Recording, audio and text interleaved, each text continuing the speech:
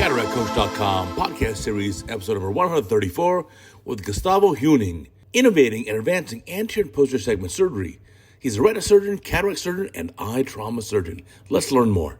Welcome back to our Cataract Coach podcast. And today I have a very special guest, a very dear friend. That is Dr. Gustavo Hüning from Brazil, Santa Maria, in fact. And Gustavo is a fantastic cataract surgeon, but also vitreoretinal surgeon.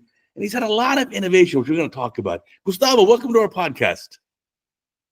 Welcome to CataractCoach.com. Okay, that's your line, but thank you so much for inviting me. Good morning, good afternoon, or good evening, wherever you are or whenever you are listening to us. It's a pleasure today. Thank you for the invitation. It was my pleasure to actually interact with you a little bit in Copenhagen at the ESCRS recently, the European Cataract meeting. And now you are actually in Japan. And so thank you for taking time out of your crazy schedule to schedule this call with us. No, when friends invite you, it's a call, so you have to attend them. It's my real pleasure. Here in Japan now, related to Brazil or to you in LA, we have plus 16 hours, so I'm glad we could fit our time zones. Right. Now, one thing that you are very good about is learning from colleagues worldwide. So I know you're involved in the European vitreoretinal schools to teach, but you're based in Brazil. I know that when you came to Los Angeles, you contacted me and we spent time together. But you have a thirst to learn from colleagues around the world. How did you develop this? So it's a pity we just have 1 hour to talk, okay? But we could spend a week talking about it. One of the things is my greatest influence was my dad, who passed away a year ago. And my father studied abroad, okay? He lived in Argentina for 8 years. He came back, and I have a German heritage. So I was educated in German, Spanish, and Portuguese at the whole time. Wow. And we always have colleagues from abroad visiting us. My father, on those years, was able to build a nice clinic where people were interested to see. He was also a pioneer in our region in refractive surgery. And the thing is, I was always thirsty to learn different languages. I can speak almost 7. And when you go abroad, we don't have the time to do it always. But I always try to look for something or to visit a colleague, as I visited you like 2 or 3 years ago. And when I was in Copenhagen, I didn't have the chance because of lack of time. So here now in Japan. Before yesterday, I went to visit a VR colleague, Dr. Yusuke Oshima. He is the father of the 27 gauge. And next week, I'll visit Dr. Takeshi Hara. He is one of the best glaucoma surgeons here in Japan. And, I cannot explain, but it's something, you told me this, and I love the phrase. Ophthalmology is a brotherhood because we are so small.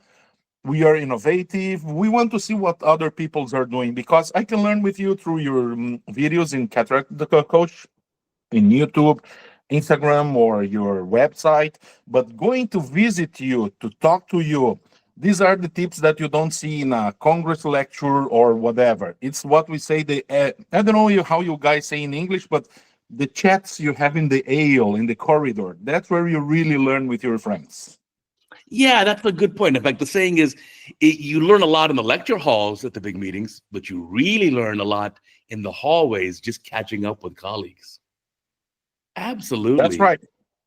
But you spend a lot of time traveling. I mean, you are learning from colleagues truly around the world. As you say, I think the term in English for that is jet setter, right? So in the last 2 months, I had 7 meetings. I was busy. And I promised my family that for the next year, I'll try to reduce it. And my wife always tell me, just you believe in that because each year you are doing more stuff. So you are addicted to it. You cannot, don't promise things you cannot accomplish. Now, one thing that's very interesting is that I can hardly even spell retina.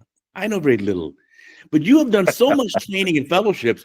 Of course, you're a very noted retinal expert, but also you do cataract surgery, refractive surgery, glaucoma. Now you're here in Japan, you're going to learn glaucoma surgery now.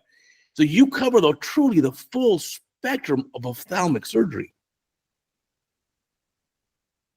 So when I began after my residency, I was really keen into oculoplastics. I like it very, very much because of this thing of the to do the symmetric blepharoplasty, whatever. But what changed in the last decades, I would say, knowledge became so big that you cannot be updated in all fields. So most of the time here now I'm doing VR and cataract, and I also have two younger brothers. Arthur, my middle brother, who is we all three can do cataract. Okay, Arthur does cataract and glaucoma, and Afonso, the youngest one, is doing cataract and cornea. That helped me a lot. They are back since 5 or 6 years ago.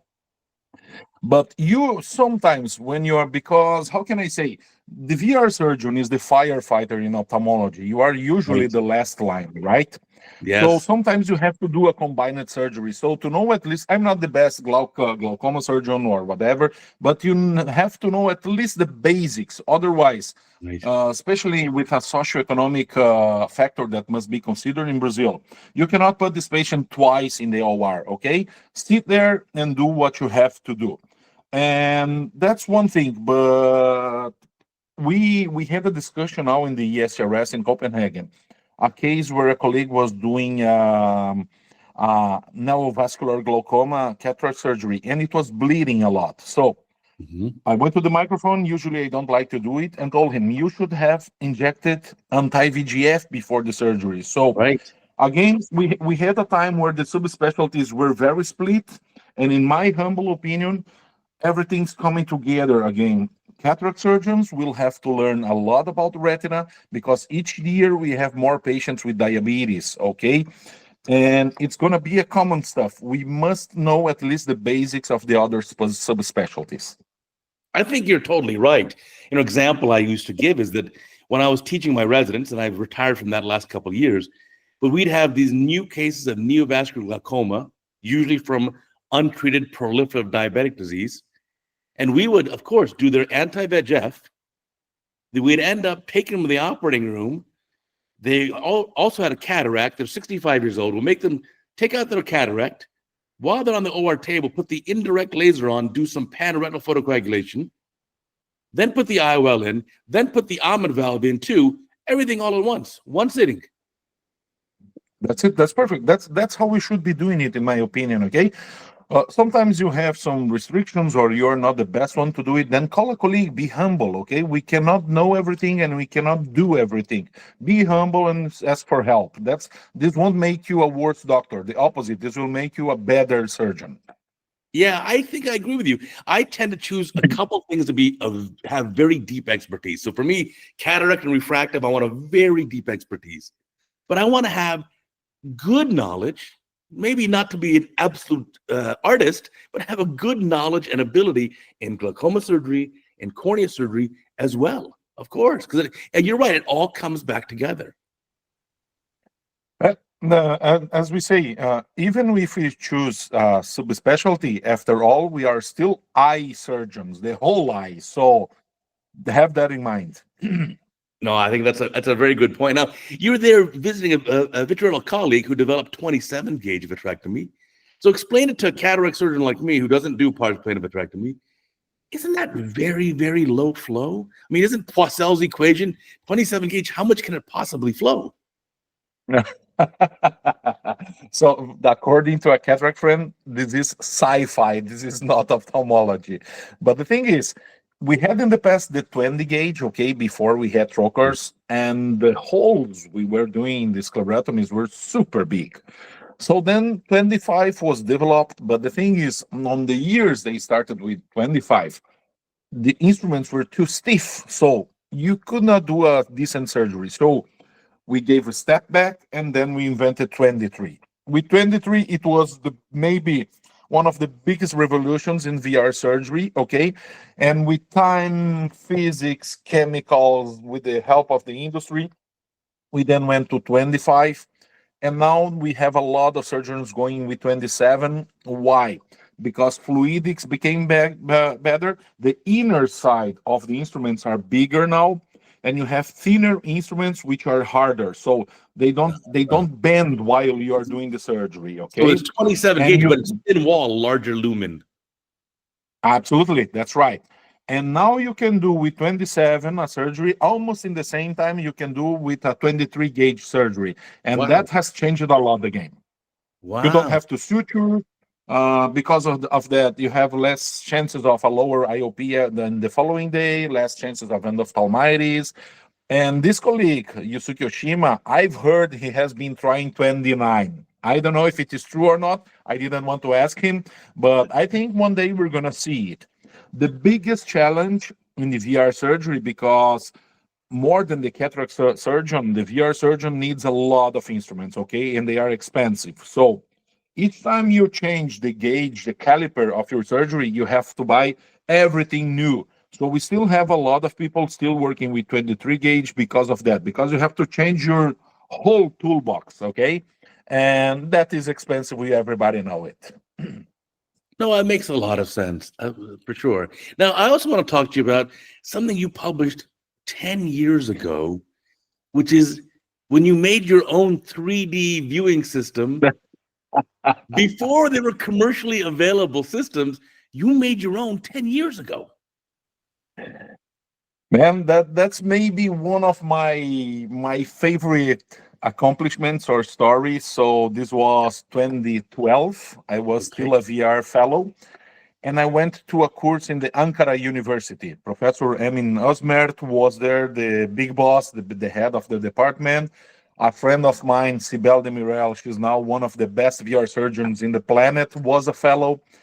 And they had a session where they did live transmission of the surgeries in 3D. Hmm. And I think 2 or 3 years before, we had Avatar in the movie theaters, Oh, yeah, which the was a movie. blast. Yeah, Right. which was a blast. And then I fell in love for that. I really fell in love for that. I really wanted to do tree surgery. I saw there was something into there. But on those years, all this equipment, 3D cameras, 3D TV, whatever, was very expensive. In Brazil, we had a lack of access to those machines. And in 2014, there was a company called True Vision, which was bought later.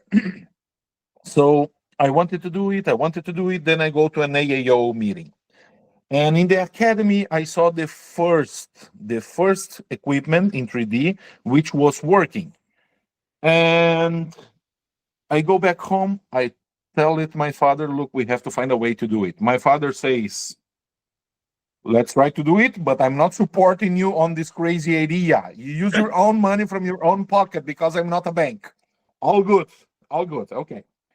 So, Uday, I spent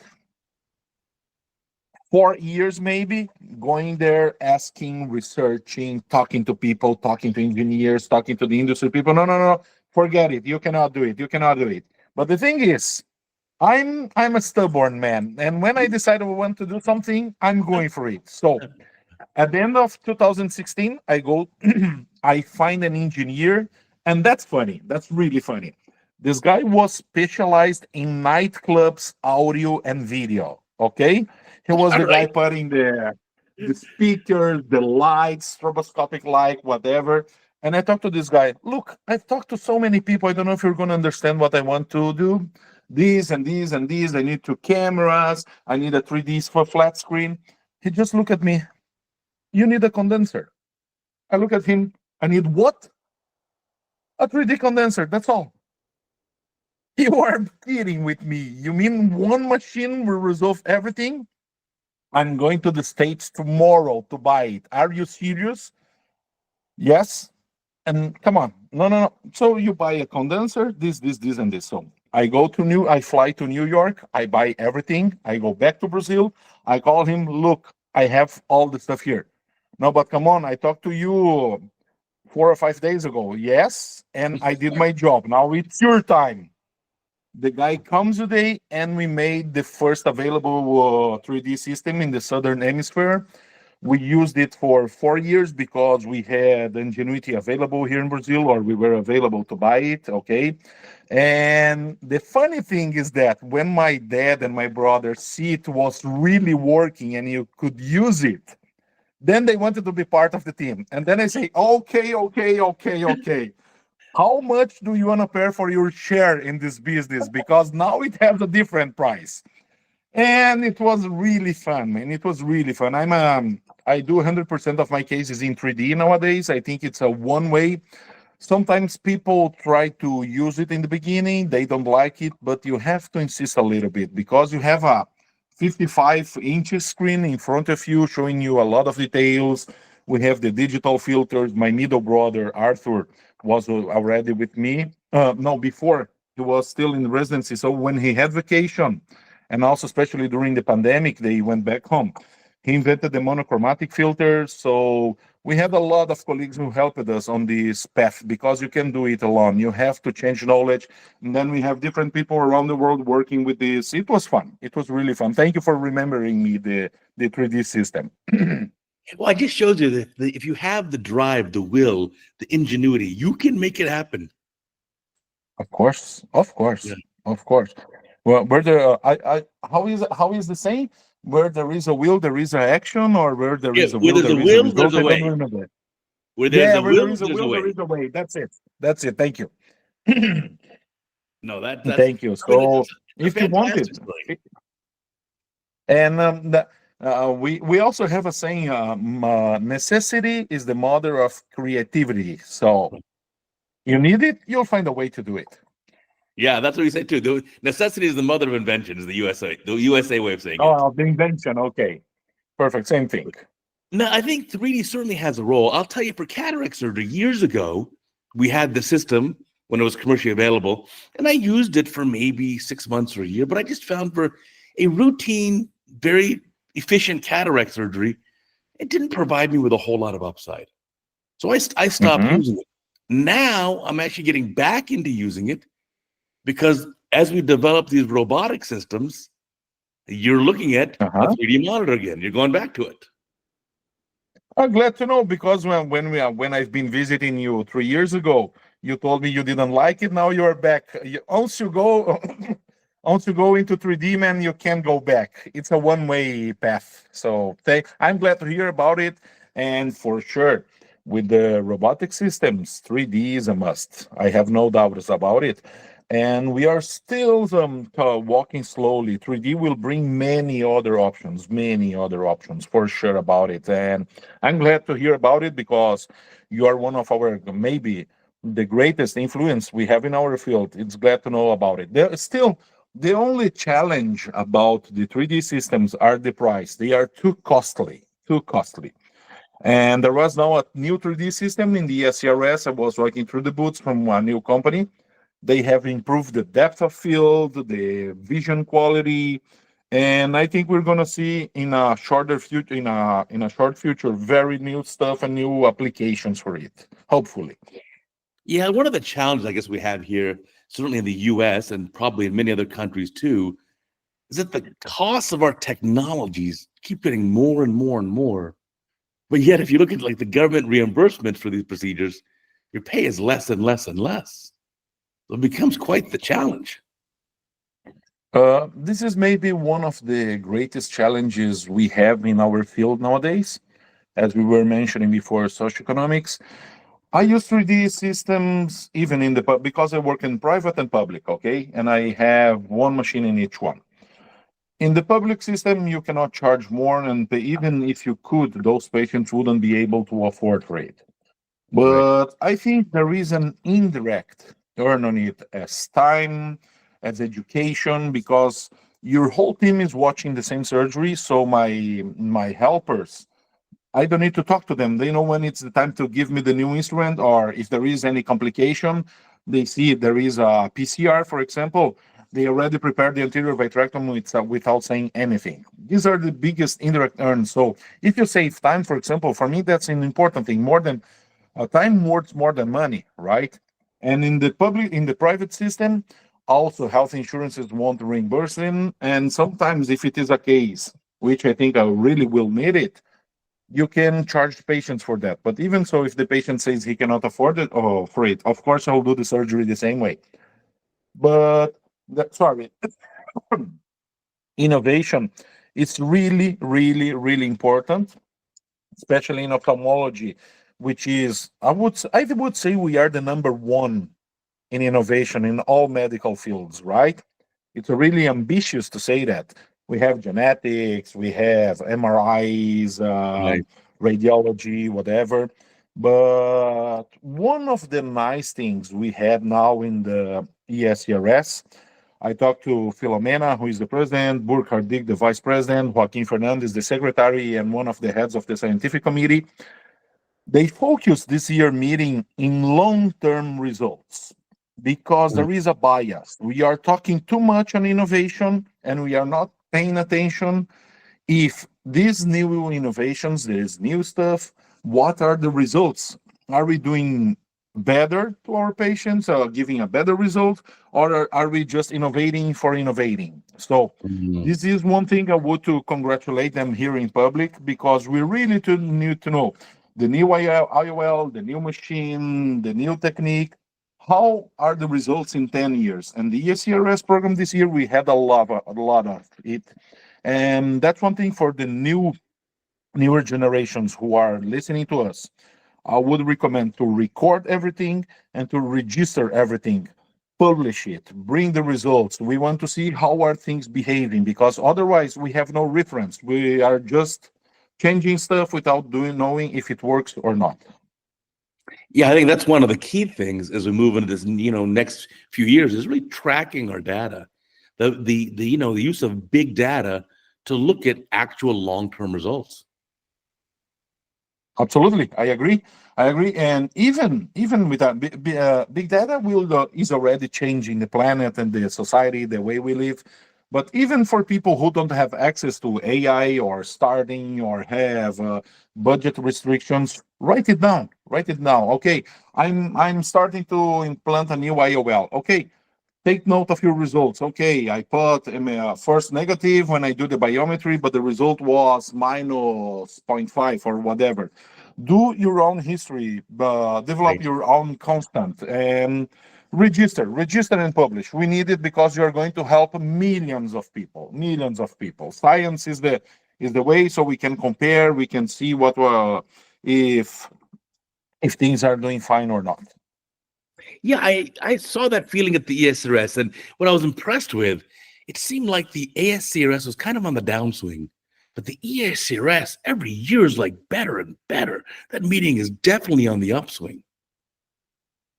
So, my humble opinion, I haven't been many times. Actually, this year in LA was my first time at the ESCRS.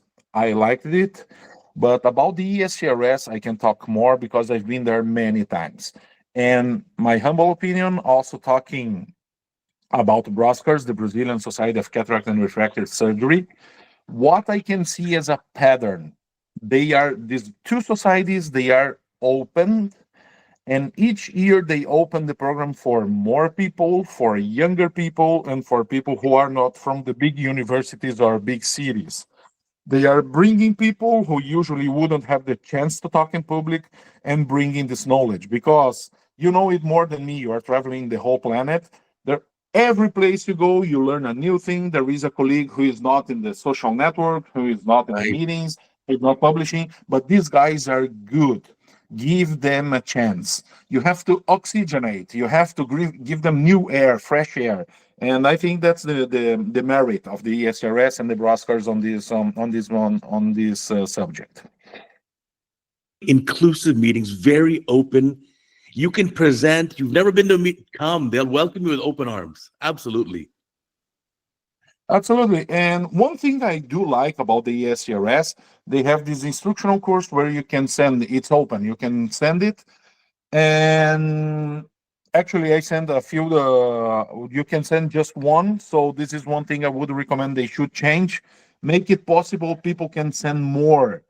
And because if you can send just one instructional course, sometimes we have two or three good ideas and you have to choose between them. And if you don't write it down, you forget about it. So that would be my humble suggestion to them. Of course, I don't want to, we have another saying here.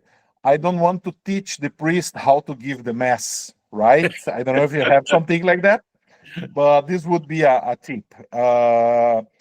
Another thing I see is that I don't know how many countries are member of the ECRS, but this melting pot, this cultural pot, You earn a lot. As we were saying Right. before, the chats outside of the halls, that's one a different thing. So how are you doing cataract, or how are you getting reimbursement in Spain, in France, in Germany, in the US, in Brazil, whatever? This is something, this cultural exchange is nice. I saw a huge number of Brazilians at the ESCRS. It was there were for sure more Brazilians than Americans. Than I was uh, amazed. Officially, in the WhatsApp group we have from the broadcasters, there were 140 in the group, but I'm sure we were around at least 200, and we had more than 30 or 40 speakers this year in the ESRS. As I told you, they are becoming more open. But it was a barbarian invasion. Okay, it was a Brazilian team invading the Vikings land. But it was fantastic learning. Well, I think the one thing that I really appreciate in learning from you and other Brazilian surgeons is that you have almost always the double exposure of a private clinic and then you do work in the public system. You do both. I used to do that when I was professor because the teaching hospital we were at was basically a public county hospital, almost like a charity hospital. So I would spend half my week private, half the week public. But there's such a beauty in that kind of exposure to having both. So that's a very good question or comment, because I was talking to the Japanese colleague here, and here in Japan you cannot. You have to choose, or you are fully private or you are fully public. And most of the public stuff are done inside universities. In Brazil, we have our population now. It's around 215 million. Okay, and more or less these numbers change a little bit, okay, but more or less 70-75% of the population just have access to the public system. They cannot afford a private health insurance. And being into public, okay, if you have a good system with high volume organized, can be a viable product, a viable clinic. And doing that, it also gives you the chance to do a lot of surgeries. Okay, we have guys who are doing, I would say, 20,000 phaco's per year. Okay, like in India, for example, that's a very high scale. On the other 20,000 side, phaco's a year is unbelievable. That's yes, 400 a that's week. that's not me. Okay, that's not me, but we have people doing it. Yeah, Okay, for sure. uh, sorry. Yeah, that's amazing. That's 20,000 a year is 400 phaco's a week. Oh yes, oh yes, oh yes, for sure. No, no, we have guys doing it 2,000 phaco's per month because they have to take vacation. Remember that. Oh, yeah. And also, I'll give you my example, okay? When Sure. I started with VR surgery more than 10 years ago, the waiting line for a retina surgery was 3 years. Oh, Three wow. years, yeah, in the public system. So my first 5 or 6 years, I would say, I was doing 1,000 vitrectomies per year, 80 to 100 every month. Wow. And that's one thing I'm really proud about it, because I had to talk to the government, to the clinics, to the local governments. And after 18 months, the waiting line got down to 15 days. Wow. That's amazing. Yeah. And now with the medical stuff, with the medical inflation, things became too expensive. The government could not follow the pace of the inflation, and this is one thing. Now the waiting line increased a lot as well. We don't know how to solve it. But going back to the colleagues who work in private and public, also we do have. I'll give you numbers. Last Sure. year in Brazil, we performed 1.7 million cataracts in the whole country. Okay, and inside from this zero point 0.6 million was private and 1.1 million was in the public system. So then you can have an idea. Brazil has around, I would say, 20,000 ophthalmologists. And from this number, maybe 20-25% are able to perform cataract surgery. So then you can have an idea of the proportions. But the thing is, the incidence of cataract is much much bigger. The demand is much bigger than the offer. Okay, every Yeah. year we have more cataract cases because population is getting old in Brazil faster than we were expecting. I don't know how in future we are going to deal with that because of the economical impacts of it, but yes, we can do it. I think countries like besides Japan, I think in Turkey you have to choose between private or public, and I think also that these countries will have to change because people are there. They need the cases like in Brazil, like in America. We You should be able to work wherever you okay. It's free. It's freedom of choice. I think that's the final answer for it. Well, I think it also, if you do both, it teaches you some very different and very valuable skills because sometimes the disease you see is very different. Like on the VR side, in Oh the yeah, public system, you'll probably see a lot more proliferative diabetic disease, a lot more trauma. Whereas on the private side, you may see a lot more macular disease, puckers and membranes and things of this nature. totally right. Totally right. Especially because in since we are in the southern hemisphere, the colder months are May, June, July, August. Usually April, I see a lot of ocular trauma while the people are chopping wood. Oh, April, always, always. So I already have the organized the months which are the most frequent diseases in every month, and April is the wood trauma because they are chopping, and I already had to try to educate them through the radio, going to meetings, organizing the local health ministry to teach them to use the acrylic safety goggles, and they glasses. are cheap. Yeah. Yeah, glasses. They cost like I don't know $5 more or less, but even so, they always they don't have it. They have it here in the pocket, and the thing is, it's hard to deal with patients when they just have a trauma because they are fragilized, they are worried. Most of the times you won't recover all the vision in these cases. Yeah. And I joke with the patients, was your pocket really protected? Because your eyes, man, protect them or teach people, spread the word. That's very important. Yeah. I mean, you do a lot of work with ocular trauma. That's for sure. You do a lot of ocular trauma work. And I think the tough part there is you're right. You can never undo the trauma. You can never go back to perfectly normal vision. Yes. Do you know? I was talking to this colleague here, and I asked him, "Look, you are a VR surgeon, but I know you are also a good cataract surgeon. Do you go to cataract meetings?" And his answer was like, "I don't go there because cataract meetings are boring." And I asked him why, and he tells me, "No, because you just talk about IOL innovations. I don't. It's not my field of work." Then I told him, "Look, man, I agree a little bit with you, but I like the complications cases or Yeah. complications management. Since the VR guy is the end of the line, that's what I do most of the time.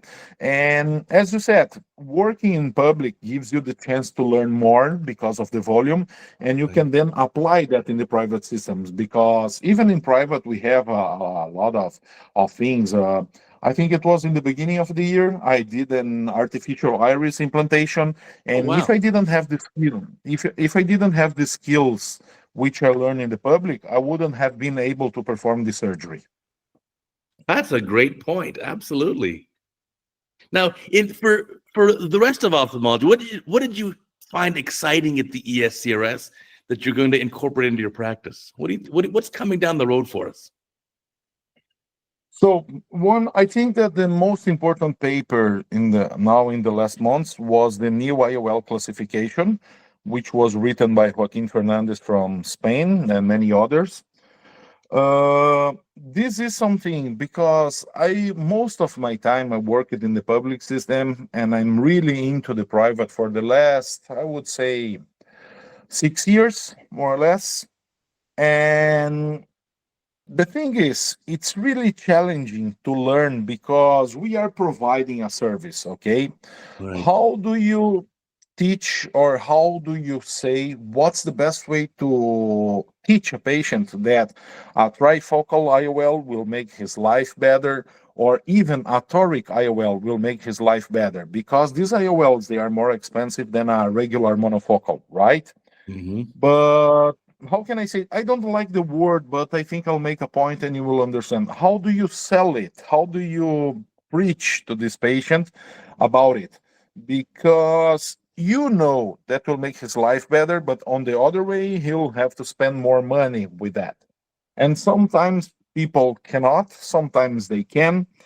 So that's one thing that I'm still learning to do it, because and I think there is a bias in our education right today, that we have to provide health, whatever. I think that's nice, but we also have pay bills to pay, right? And we are not doing harm. The opposite, we are improving their lives. So for me, that's the main issue, and something I'm still trying to do to learn in meetings. How do you talk to a patient when you want to provide him with a better IOL? You maybe is one of the best people we have in the planet to talk about it, because I know your volume and your expertise in this field is very huge. So for people who are starting in the private system, that's a big goal. Yeah, and it's sometimes not easy because sometimes we want to try to make the patient into a junior ophthalmologist, which really is a Uh-huh. is a big challenge, because remember, these patients may have expertise in something else like law or accounting or business, and they have no knowledge of optics. And so try to explain this True. is really just probably futile. I think the thing that I do in my clinic is I explain to the patients ahead of time. We send them a video. Here are what some of the options are, but we'll talk about them in person. And then I give the patient a specific recommendation. So I'd say, based on your anatomy, your measurements, your eyes, and your needs for your vision, as per this questionnaire we've done and our discussions, the best choice lens for you is this one, period.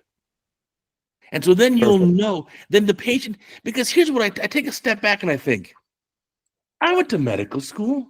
I mean, I know a thing or two about, medicine, but if I had to have a hip replacement tomorrow and the orthopedic surgeon says to me, okay, do you want this titanium one? I've got the ceramic one. I've got the Teflon one. I've got the fenestrated. I don't know. Look at my hip. Here are my activities. Look at my CT scans. You tell me what's best for me. So I kind of think of the same way for patients for ophthalmology. Let me tell you what's the best IOL for you. And if you are an easygoing person who's very artistic and you have pretty bad cataracts, let's say 20 out of 100 cataracts, and you're a +2 hyperope, well, you're going to love me if I put a trifocal lens in. You will be amazed. But if you're like me, a -2 myope who's presbyopic, but it has no cataracts, and you put a trifocal lens in me, I'll become more crazy. I'm already crazy. I'll become even more crazy. So it just kind of True. that's why the easy way is for the patients. You as a surgeon give them your expertise, because your expertise is not just doing the surgery; it's giving your surgical judgment ahead of time. And I think that's what's most important. And this, the same thing applies in retina surgery. If I go tomorrow and if I have a detachment, some peripheral small detachment, and I go see a retina colleague, and the retina colleague says, "No, you know what? You need to do a pneumatic," or he says, "No, no, you need a buckle, you need a vib, whatever you think I need, fix me, do it, whatever it is. I trust your judgment." And you touch the point, because usually the barrier is not the patient, the barrier is here inside. That's Right. the greatest challenge. That's the greatest challenge, because we feel so sorry that maybe we are charging them, whatever. And you touch the point. You are the one. We are not charging just for the surgery. You are charging for all the assistance we give. When it starts, when the patient enters the door, until the end, when he leaves at PO 30. That's it. Right. No, for sure, absolutely. And listen, I don't know any of us who are in medicine for money. If I wanted to make a ton of money, I should have gone into investment banking or real estate or private equity or VC funds, not treating patients one eye at a time. At the end of the day, we work with our hands. We're no different than the guy chopping the wood or the carpenter True. working in the carpentry shop. We're the same. We work with our hands. Totally agree. 100%. 100%. We are providing a service. What I liked a lot, the ESCRS now has this official kind of classification system for IOLs. And I think it's so helpful because there were times, remember, the companies, ophthalmic companies, were very thankful that they give us great innovations, but they're also in the business of marketing. And Sure. sometimes they're over marketing their lens to promise something that is maybe not quite delivering. So when they say in the ESCRS guidelines, no, the EDOF lens provides at least 1.5 diopters of range. That's a concrete number, and I like it. That was great. We need a reference, and we need all to be speaking the same language, as you tell you, because they put a fancy and nice name, which is really easy to sell. We remember it, but we know, okay, how much is the addition, how it works, it is Right. diffractive, it is refractive, what else? Teach me, because I'm not implanting a device that I cannot understand. Of course. That's obviously makes the most sense. What helped me the most in thinking about any IOL? I always think the amount of photons of light entering your eye is fixed. Spread them Yes. however you wish, but you can't spread them thinner or over a wider range without having impact on image quality. You can't. Absolutely. So teach me how many percent of this light is going for near, for mid, for far, and teach us. One thing that would be nice, we already have this.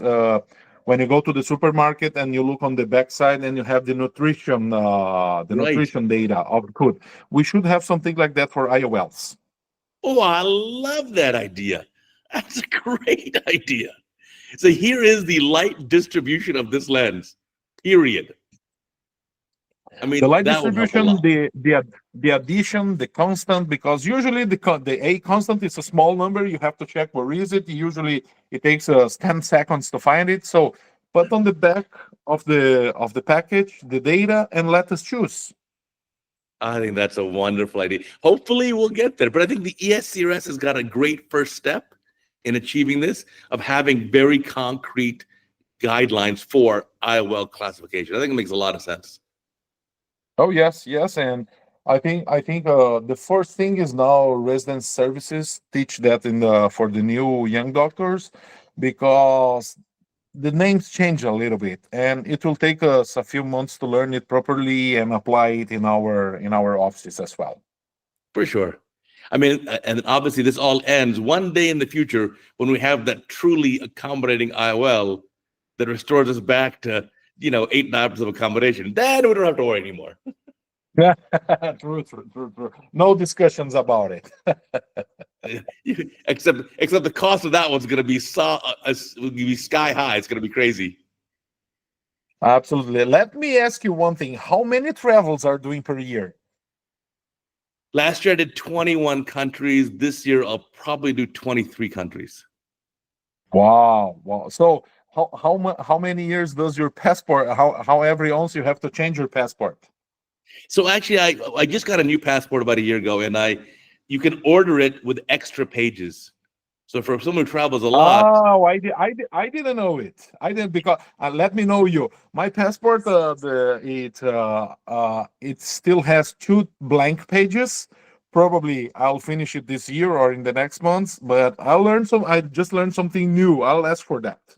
yeah, in the U.S. you can. So in the U.S. usually you can order it ahead of time, but even if your passport's running out, you can get extra pages added to it. So normally in the U.S. the passport was like pages 1 through like 24. And then if you add extra Yeah, pages that's it. in the middle, they put in pages A through like W. They double the thickness of it. Oh, nice, But nice, but I nice, ordered nice. this Thank time. you, thank you. I ordered a bigger passport right off the bat. But a lot of countries now aren't even stamping it, right? You can Perfect. travel from one place in the EU to another place in the EU. No one's checking anything. You just walk in. So That's it. So that, but one thing I wanted to, so going back to the beginning of our conversations. One thing that I see which is different in America, and you have people from the whole planet watching your channel, this both podcast. You guys have very well divided. You have to choose into cataract or into VR surgery. You cannot do both.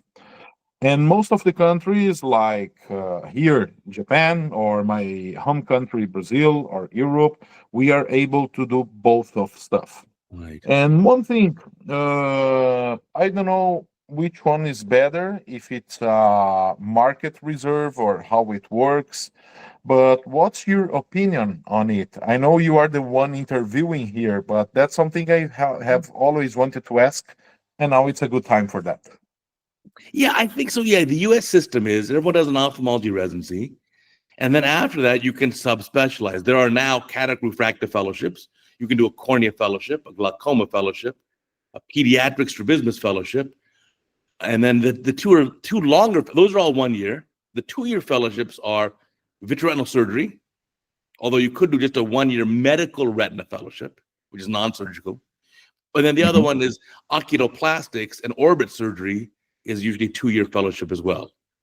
So in the US, there's enough specialists. We have enough ophthalmologists that you can have someone specialize in jet BR surgery. So in like here in Los Angeles, I don't know any vitreoretinal surgeon who routinely does cataract surgery. They're just so busy with vitreoretinal work. And it's also Okay. they're also referral type practices. So very few people just decide, I'm going to call up, you know what? I want to see a retina doctor. They end up getting referred to the retina specialist, usually from their general ophthalmologist or their anterior segment surgeon, or maybe even their optometrist. So it's a little bit different here. But yeah, I don't know. In the US, it's very different compared to other countries where you'll have, like you, a VR surgeon who still does cataracts. The nice part, though, about just ultra specializing is I can have a really deep expertise. And I'm so happy to have a patient who has a retina problem to refer it out to such a great colleague who's an amazing retina surgeon only. So I think it helps at the end of the day. I mean, similar, if you look at something even more complicated, I don't want to do anything to do with the orbit. Right? I just don't. Right, That should, right, right, right, right, right, that should be right. an orbital surgeon, oculoplastics trained. That's for you. I have no interest in this. And Yeah, same with you can because do a when strabismus. You can do a strabismus surgery. It's very hard, very easy to do a R&R of a muscle. Is very easy. Muscle surgery is not difficult. To be competent, but to be an artist and to know how to exactly put the muscle, exactly titrate, oh, that's an that's art. tough. That's tough. Right. So I think the advantage of being super specialized is you get to be an absolute artist at that one field. Yeah, I'm asking you because we are finishing to build a wet lab center here, and that's a place where which was my father's dream. And since I told you he passed away a year ago, we stopped the project. But now we are it'll have 5 places with microscopes, phaco machines, and then people will have the chance to perform hands-on surgery. And I'll be teaching them the whole time with my brothers. And one of the questions I got, and now I've been thinking about it because we have a cataract fellowship and we have also retina fellowship, and I was challenged. I would say, why do I not create a nice surgery fellow combining cataract and retina, especially considering trauma situations. But I don't know if you have to learn both. Of course, if it is better if you know both. But a surgical eye fellowship with two together would be something new, which I'm still not sure how I should organize that program. Because, when we are teaching, we have a big responsibility, a very big one, because people are spending, I would say better, they are investing their time and their hopes on you. So that's something I'm still thinking about it, but I might try to do it the next year. Let's see how it goes. That was the purpose of my question, and you gave me some ideas about the super specializing thing in each subspecialty. But I think it's also a little different. I think so. I'm cataract with a refractive focus, and I'll tell you, 100% of the residents who I trained in the past who went into vitreoretinal surgery were fantastic cataract surgeons. Every retina surgeon I refer patients to here in LA, and I have a core group of a handful of these amazing surgeons. They are fantastic VR surgeons, but they were also amazing cataract surgeons. But what they Nice. haven't kept up on, they have the amazing skills. They can chop that nucleus, do a beautiful rexus, the works. but they don't keep up on the refractive component of it. Honing the astigmatism treatment or doing this new, type of EDOF lens, that's not interesting to them. They're going to put a monofocal lens in, and they're not super concerned with the refractive component. But technically, they are fantastic surgeons. So I think your type of fellowship where you're doing, basically you're doing the whole eye, anterior segment and posterior segment, especially involving trauma, which, as we know, trauma often involves both anterior and posterior segment. So you want to be able to have that amazing skill set. And I think here in the US, the retina surgeons that I refer to certainly have both anterior and posterior skills. Fantastic. Sure. Yeah, that's the idea, because the clinic which we have focused on the public system, we have traumas every day, and it will be a nice chance. This could be a new kind of fellowship, a trauma one, and having the wet lab structure, which is we called it Mistral Microsurgery Training Lab is the name. Would be a nice chance to share this knowledge so they can use it, they can train it. And let's see, when you come to visit me, you are always invited to come here. I'm going to show you, and you're going to bring some nice ideas. I know you're coming in 1 or 2 months to southern Brazil. So we are eager to have you here there. I'm coming for 2.5 days to Porto Alegre. That's it. Okay. In and out. Okay. Let's make the best of it. No, absolutely. But I think, what you're offering there is super, super valuable. Yes. In the U.S., probably in the U.S., the biggest change we have in retina, actually, last 20 years, there's a huge growth in medical retina fellowships. So a 1-year term where they're learning basically non-surgical retina. So essentially here in the U.S., they'll be doing all the intravitreal injections and doing medical monitoring and treatment of disease, but not necessarily doing any type of surgery, especially not in vitreoretinal surgery. So there is that differentiation now. Oh, yes, absolutely. I would say the medical retina field, right? You get a little bit of uveitis for sure.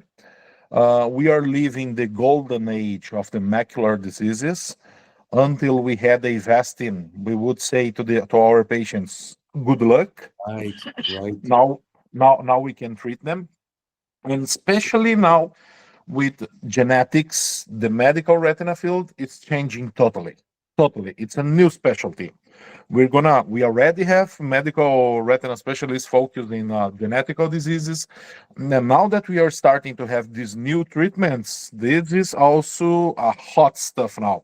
If I were finishing my residency, I would strongly think about it, because we just have a few people who are really good in this field, and eye genetics is something. We had the first genetic therapy was Luxturna, right? And Yep. we are going to see new stuff, because after the pandemics, all the research money is going back to their places, because we had all the industry focused in the COVID solution. Now everything is stabilized again, and we are opening new fields like that. So for younger people who are watching us, think about it. Yeah, it's a great time to be a young ophthalmologist. If you're getting into ophthalmology now, wow, you're getting in at a great time. The future is incredibly bright. And even people, if you are bored with your own field, think about it. About switching over. I mean, the problem is that it's become super competitive here in the US. I think it's very challenging to match in the ophthalmology. So it's very, very much in demand. So Brazil as well. Usually ophthalmology in Brazil is one of the top 5. yeah, I think it's kind of becoming that way worldwide. I think the secret is out. Ophthalmology is a really an amazing field. And as you said, there's so much innovation. I think of any medical field, it really is towards the very top in just cutting edge innovation. Yes. And another thing, which I think is also a nice tip, I'm invited staff in the Federal University in São Paulo in the surgical optics department. And being linked to the academy is really, really, really important. You don't need to be as active, but you are in touch with people who are doing the research or the professors, whatever. It helps you to keep updated much better.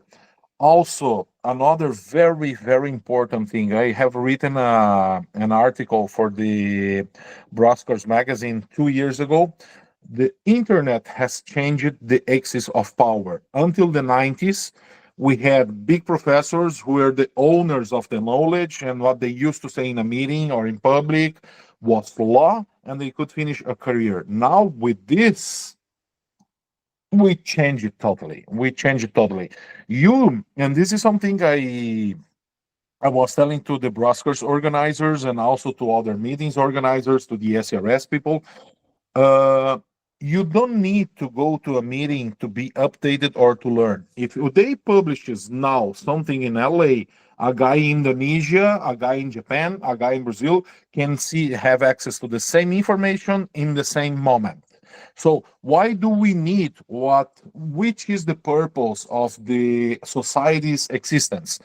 I would say they are curating the knowledge. I don't know if this is the proper word for that. Like if you go to a museum, and the purpose of the societies is to organize this information, to tell me, because we are all busy, we don't have the time. So, Gustavo, Uday, you should read this article because this one is good. Or if you are in a different field, you should read that article or that work because it's a different stuff. So societies are also reshaping the way they behave or their why they should be existing or why should we still paying them to be there or to be present. So information the way we have it nowadays, and thanks to people like you, for example, with your channel, it changed it totally. We should have that in mind. Yeah, it's a new world. I think at meetings, what I get the most out of it is seeing colleagues, the social aspect of it, the discussions in the hallway, and actually it's the discussions on the podium, the interaction between panelists, or maybe even audience and speaker interaction. That's probably the most useful.